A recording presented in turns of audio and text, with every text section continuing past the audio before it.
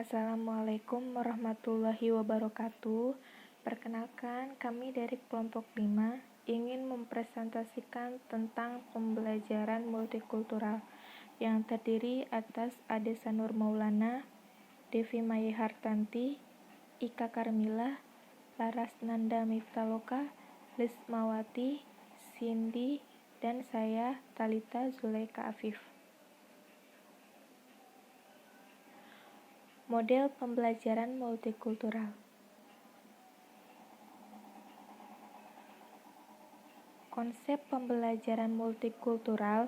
Pembelajaran multikultural adalah proses pendidikan yang dapat membimbing, membentuk, dan mengondisikan siswa agar memiliki mental atau karakteristik terbiasa hidup di tengah-tengah perbedaan yang sangat kompleks. Menurut Sharik A-Mughi tahun 1998 menjelaskan inti pembelajaran pendidikan multikultural yaitu adanya dialog secara aktif dan partisipatoris. Yang dimaksud itu adalah selama proses pembelajaran harus dibiasakan berdialog secara intensif. Dan yang kedua, adanya toleransi siswa dan guru antar guru. Yang dimaksud toleransi ini bertujuan membudayakan sikap saling menghormati dan menghargai perbedaan, baik perbedaan pendapat maupun ideologi yang dilakukan oleh guru ataupun siswa.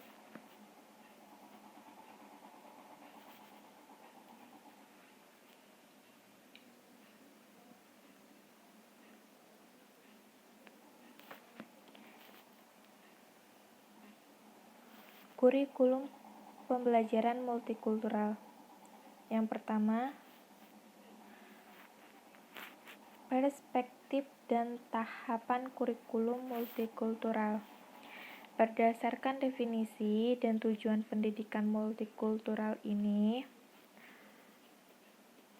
pendidikan multikultural seharusnya berisi materi yang dapat menghadirkan lebih dari satu perspektif tentang fenomena kultural.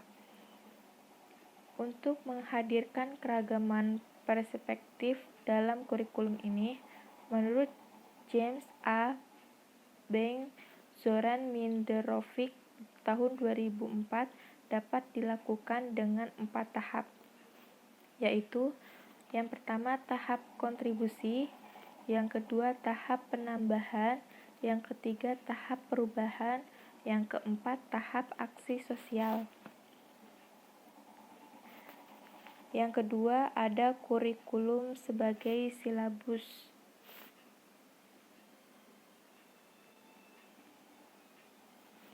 Kurikulum sebagai silabus dapat dipahami dalam pengertian sejumlah pernyataan atau daftar pokok bahasan, bahan ajar, dan sejumlah mata pelajaran yang akan dijadikan sebagai bahan dalam proses pembelajaran. Yang ketiga ada kurikulum sebagai proses. Yang dimaksud sebagai kurikulum sebagai proses adalah interaksi antara guru, siswa, dan pengetahuan di kelas. Atas dasar ini, semua yang terjadi dalam proses pembelajaran dan semua yang dilakukan guru siswa di kelas adalah kurikulum. Manajemen dan strategi pembelajaran pendidikan multikultural. Yang pertama ada manajemen pembelajaran multikultural. Yang dimaksud manajemen pembelajaran multikultural ini oleh Ricardo L. Garcia tahun 1982 membatasi pada 3 faktor dalam manajemen pembelajaran, antara lain lingkungan fisik, lingkungan sosial, dan gaya pengajaran guru.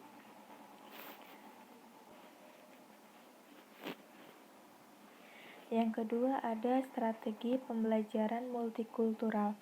Kelas yang beragam latar belakang budaya siswanya lebih sesuai dengan gaya kepemimpinan guru yang demokratis.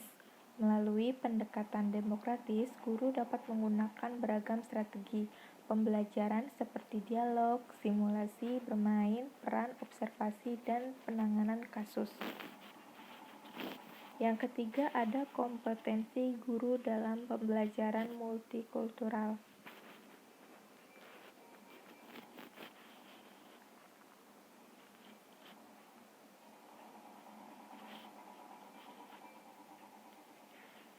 Pendekatan demokratis dalam pembelajaran ini menuntut guru memiliki kompetensi multikultural.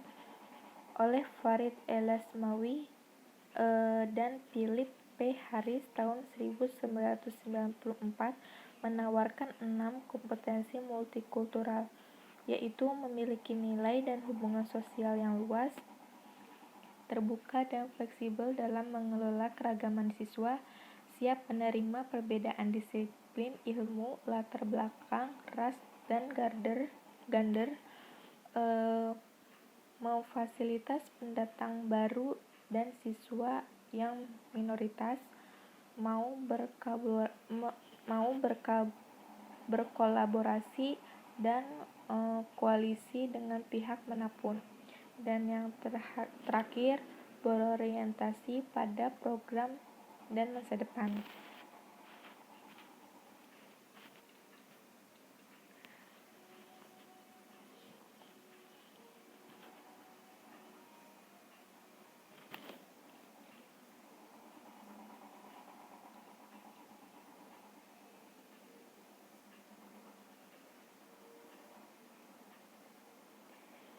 Proses pengelolaan pembelajaran multikultural. Yang pertama ada menentukan tujuan yang akan dikembangkan pada siswa dalam proses pendidikan multikultural.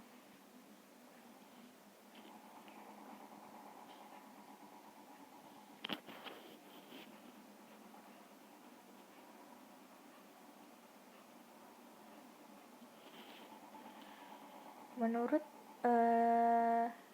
Zamroni, tujuan yang akan dikembangkan pada siswa dalam proses pendidikan multikultural yaitu yang pertama, siswa memiliki kemampuan berpikir kritis atas materi yang telah dipelajari. Yang kedua, siswa memiliki kesadaran atas sifat sakwasangka atas pihak lain yang dimiliki, mengkaji penyebab dan asal sifat itu muncul serta terus mengkaji cara menghilangkannya. Yang ketiga, ada siswa memahami bahwa setiap ilmu pengetahuan bagaikan sebuah pisau bermata dua yang dapat dipergunakan untuk menghindas atau meningkatkan keadilan sosial. Yang keempat, siswa memahami cara mengaplikasikan ilmu pengetahuan yang dimiliki dalam kehidupan.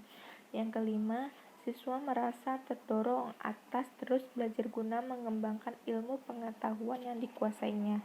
Yang kelima, siswa memiliki cita-cita yang akan dicapai sejalan dengan yang dipelajari. Faktor-faktor yang terdapat dalam proses pembelajaran.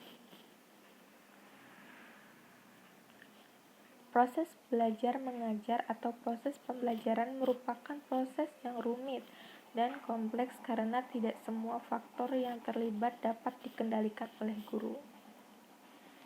Yang ketiga, proses dan prosedur pembelajaran pendidikan multikultural.